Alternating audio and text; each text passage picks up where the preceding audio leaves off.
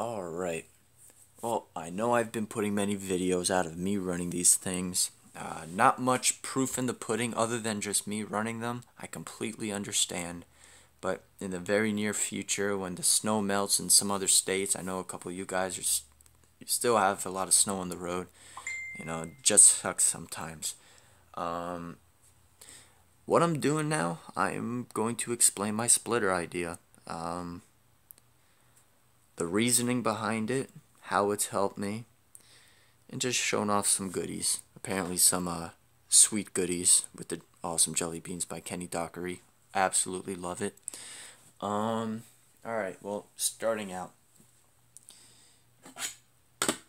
Here. This is the first splitter I've ever made.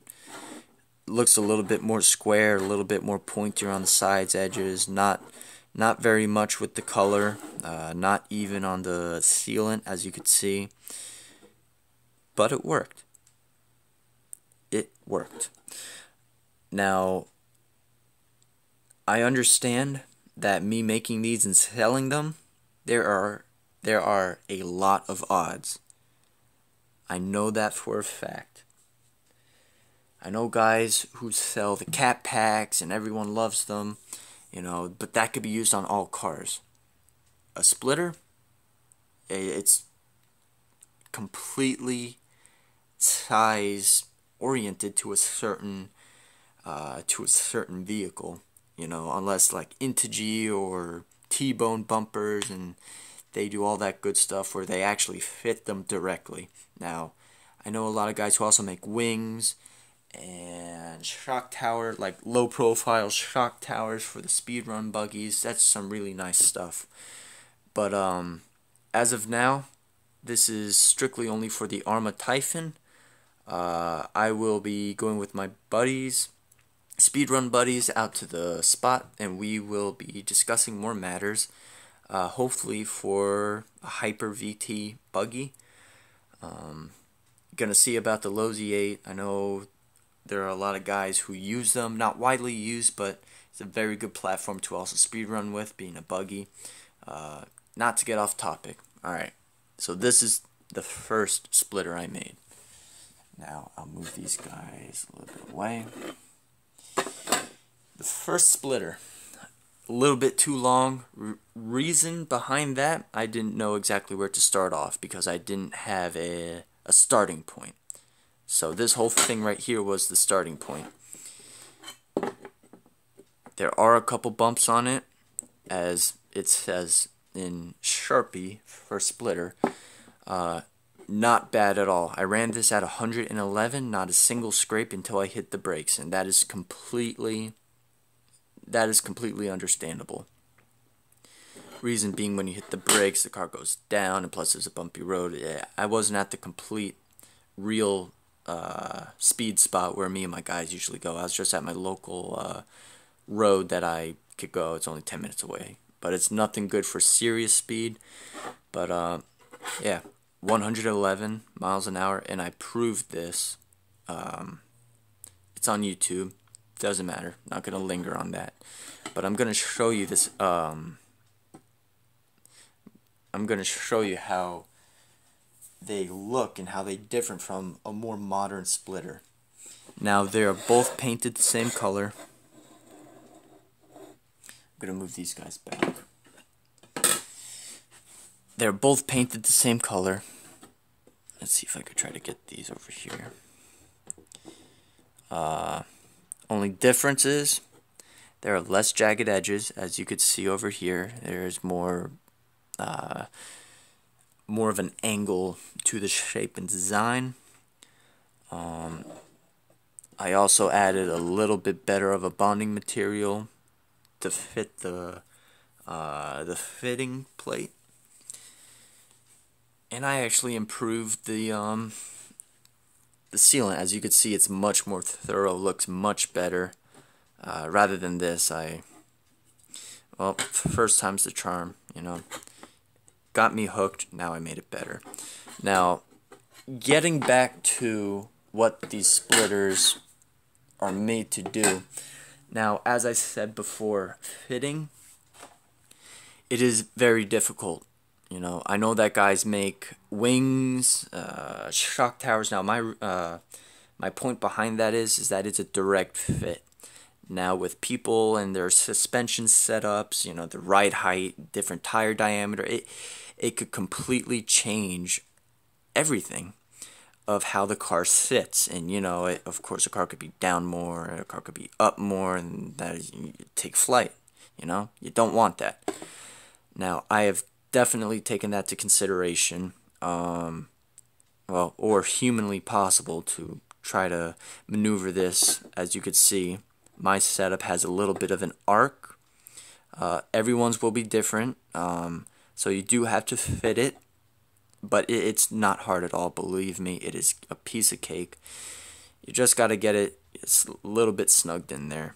Other than that, it holds great, works well. It works. Now, what does it do?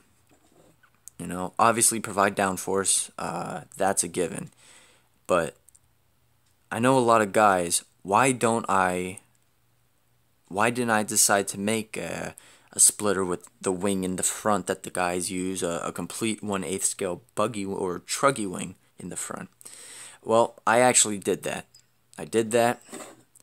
I sealed one under, so it was completely under. It looked real mean, real nice. It was too much. Way too much. Now, what kind of led me to more of a adaptive design in this, how these change while you're actually driving. If you notice, obviously that plastic won't budge. If it's going up like this because it's a wing, it's staying like this the whole way. Now, when air hits it, it's going to stay like that, obviously push down more. My whole front end was scraping only at 80 miles an hour. I can only imagine 120, 130, and that's nowhere near world record speed, 150, 60, 70. I have not tested these up that fast. Maybe in the future, I'm unsure, just starting out still. But I do really respect the material that I have chosen. Reason being, I know that the buggies do struggle as they get to higher speed. Open wheel, I like open wheel. This is just to help the open wheel aspect. I know a lot of guys run GT, and it completely negates the whole purpose of the splitter. But if you want to stay open wheel, like I do, that is why I'm staying here. Now, as air comes down, as we could see, my awesome hand of air is going to push down, as you could see. Now, that's about 2, 3, 4, 5 pounds of downforce up to about here. Now, I haven't gotten a clear video as to how well this works, but I've gotten a slower speed video of this actually working. Now, as air comes, of course it's going to push down while retaining the downforce. But what it also does, it keeps that amount of weight of downforce supplied to the front end and gradually makes the whole front end more into like a needle. Now, if I hold it like this, as I said, the needle, that's only about 7 pounds. 7 pounds of, well, just an estimate, 7, 8. I know it's under 10 pounds of downforce. Now, that is more than enough. You don't need it. I know there are a couple awesome guys who completely blow what I'm at. I'm at 122. ESC is limiting me, and it's not a big deal. That'll be overcome in a few. There are a lot of guys who don't even need this, who have that speed. But my purpose for these is to basically provide more of the security, the safeness, more of like a T-bone bumper. I gotta give a shout out to T-bone bumper.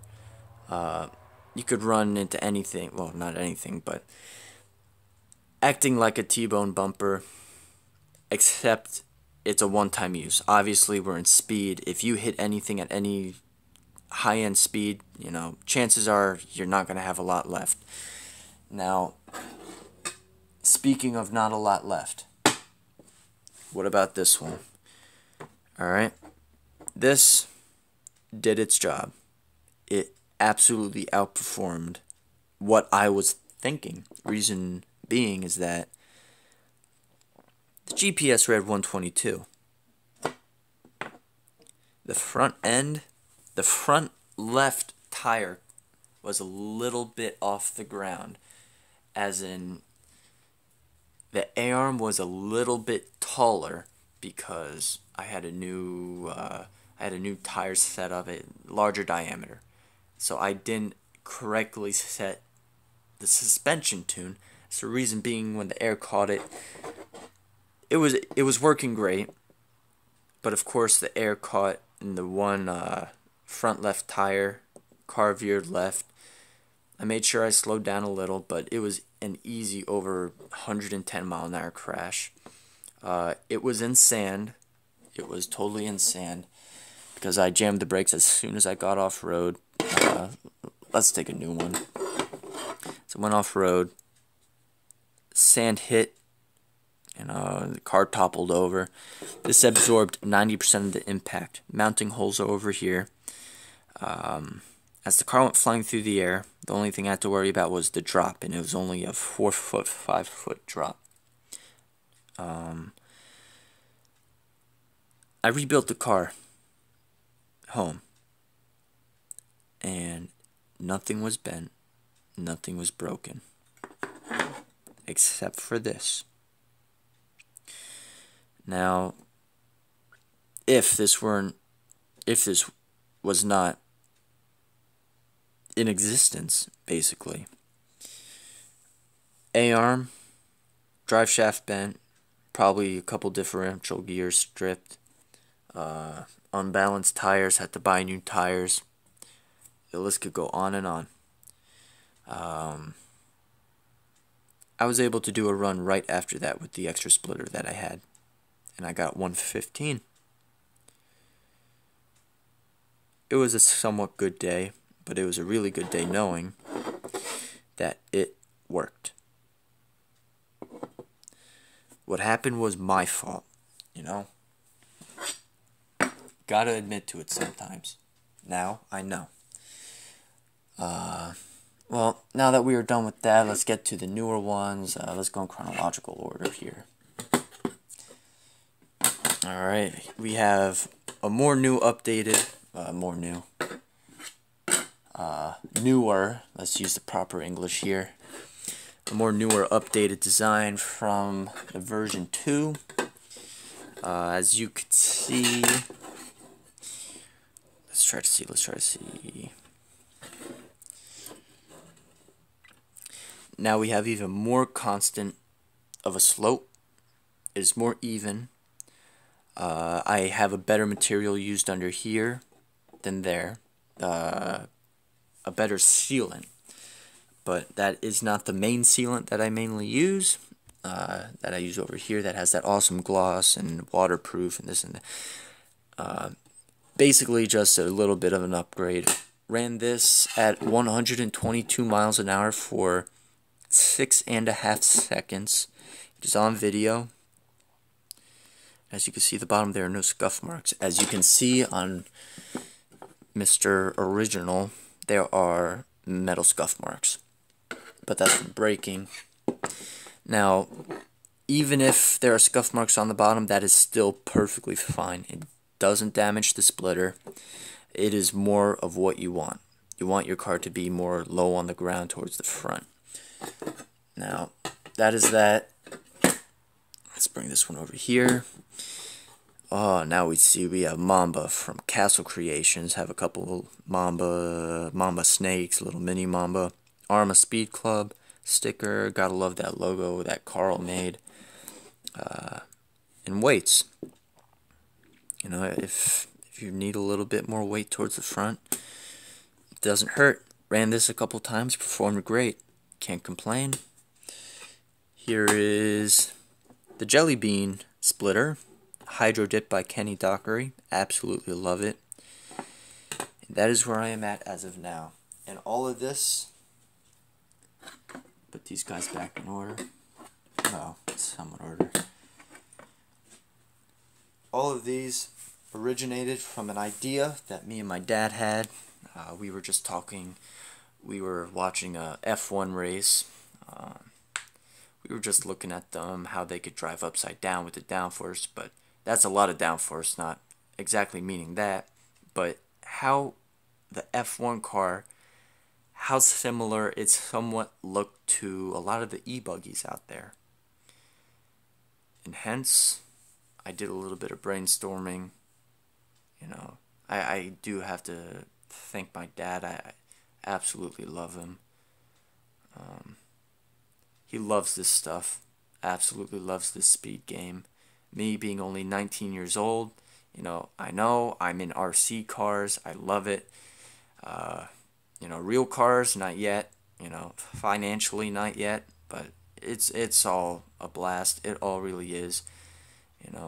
And for the haters out there, if you want to try, honestly, I have no punches to throw. Absolutely none. I'm just doing this because I have fun.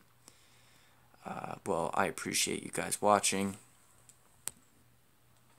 Let's get an overview.